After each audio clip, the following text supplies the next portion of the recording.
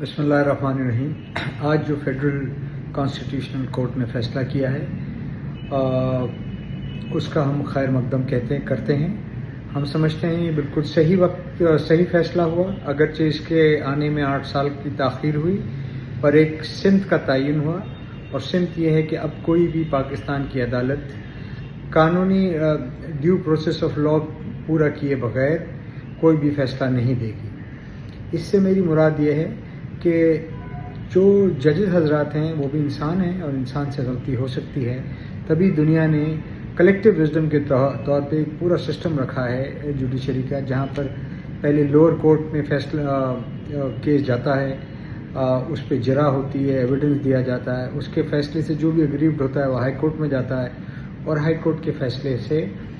جو اگریوڈ ہوتا ہے وہ سپریم کورٹ میں جاتا ہے، اور سپریم کورٹ کا فیصلہ آخری ہوتا ہے۔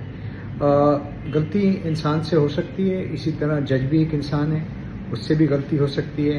تبھی دنیا نے یہ ایک سسٹم رائج کیا ہے کہ مختلف سٹیجز رکھے ہیں تاکہ کسی کے ساتھ نا انصافی، کسی بھی لٹیگنٹ کے ساتھ نا انصافی نہیں ہو۔ نسلا ٹاور میں تقریباً 15 منزلیں تھیں، 4 پارکنگ تھی، اور اس کے ساتھ ساتھ 11 آپ سمجھیں اپارٹمنٹ کے فلورس تھے، 44 فلیٹ تھے۔ ان میں کئی لوگ انصاف کا انتظار کرتے کرتے دنیا سے رخصت ہو گئے، اللہ کو پیارے ہو گئے، اور یہ صرف نسلا ٹاور نہیں ہے۔ نسلا ٹاور کے ساتھ ہمارا ایک اور ممبر کا پروجیکٹ تھا جس کا نام تھا رائل پارک، اس کے ساتھ بھی جسٹس گلزار صاحب نے یہ کیا۔ اب میں یہ سمجھتا ہوں کہ وقت آ گیا ہے کہ ان کی یہ زمین بیچ کے ان لوگوں کو فائنینشلی کمپنسیٹ کیا جائے۔ جو پیسوں کی کمی ہے اس میں ہماری فیڈرل گورنمنٹ اور پروونشل گورنمنٹ اپنا حصہ ڈالے، اور as a matter of grace, اگرچہ قانونی لاگو نہیں ہے، میں سمجھتا ہوں جسٹس گلزار نے معذرت بھی کرنی چاہیے، اور انہوں نے ایک ٹوکن پارٹیسپیشن ان کمپنسیشن بھی کرنا چاہیے، تاکہ آتے ہوئے وقت میں پاکستان میں یہ ایک نئی اس کا آغاز ہو، ابتدا ہو، کہ اگر کسی بھی بڑی کرسی پہ بیٹھے ہوئے شخص سے کوئی غلطی ہوتی ہے تو وہ اپنی معذرت کرے اور اپنا اس غلطی کا ازالہ کرنے کی کوشش کرے۔ اس سے کوئی بڑا آدمی چھوٹا نہیں ہوگا، میرے خیال میں ان کا قد اور بڑھے گا، اور ان لوگوں کی بھی تھوڑی داد رسائی ہوگی جن لوگوں کے ساتھ یہ زیادتی ہوئی ہے۔ نسلا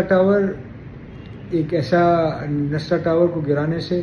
نہ صرف ان لوگوں کا نقصان ہوا، بلکہ پورے کراچی میں، پورے سندھ میں کنسٹرکشن انڈسٹری میں ایک جمود کا شکار آ گیا تھا، اور اس کی وجہ یہی ہے کہ پاکستان کراچی میں کنسٹرکشن انڈسٹری ایسے ہی ہے جیسے کہ فیصل آباد میں ٹیکسٹائل اور سیال کوٹ میں ہماری سرجیکل آئٹم کی انڈسٹری ہے۔ میں امید کرتا ہوں آنے والے وقت میں ہماری عدالتیں یہ جو آج ڈائریکشن طے ہوا ہے اس ڈائریکشن پہ عمل درآمد کریں گی، اور آرٹیکل 184(3) کا سو موٹو کا ناجائز استعمال نہیں کرے گی۔ اس قسم کے چند غلط فیصلے ملکوں کو، قوموں کو سالوں پیچھے لے جاتے ہیں، اور یہ ان ایک فیصلوں میں سے ایک فیصلہ تھا، اور میں اس کو اگر کہوں تو یہ ایک قسم سے جوڈیشل مرڈر ہے ان 44 فیملیز کا، درمیانے طبقے کی غریب لوگ جو اس پہ رہ رہے تھے۔ اور مجھے یاد ہے وہ عدالت کے دن جب جسٹس گلزار صاحب پوڈیم پہ بیٹھتے تھے تو ایسا لگتا تھا کہ ہم دوبارہ مغل سلطنت میں آ گئے ہیں، اور بادشاہ سلامت جو فیصلہ کریں، جس کو چاہیں سزا دے دیں، جس کو چاہیں چھوڑ دیں، جس کو چاہیں ذلیل کر دیں، وہ ایک ایسی کیفیت تھی۔ میں سمجھتا ہوں کہ یہ ایسا نہیں ہونا چاہیے۔ ساتھ ساتھ میں اس زمانے کے ہمارے پولیٹیکل منسٹر تھے اس کے ہاؤسنگ کے، سعید غنی صاحب کا بھی شکریہ ادا کرتا ہوں کہ انہوں نے وہ کھڑے رہے اپنی جگہ، اور انہوں نے بیان میں کہا کہ میں نہیں توڑوں گا یہ بلڈنگ، جس کے بعد ان کو کنٹمپٹ کا نوٹس ایشو ہوا، اور وہ میں دیکھتا تھا کہ ہر ڈیٹ پہ بیٹھے رہتے تھے۔ آباد کو بھی میں مبارکباد کا پیش کرتا ہوں کہ اس وقت آباد کے ممبر سے، اگرچہ وہ ایک کاروباری بزنس مین اور ٹیکس پیئر تھے، انہوں نے نہ صرف لاٹھی چارج کا سامنا کیا، سوئی گیس کا آنسو گیس کا سامنا کیا، بلکہ جیلیں بھی کاٹی۔ میں ان تمام لوگوں کو شکریہ ادا کرتا ہوں، اور خاص طور پہ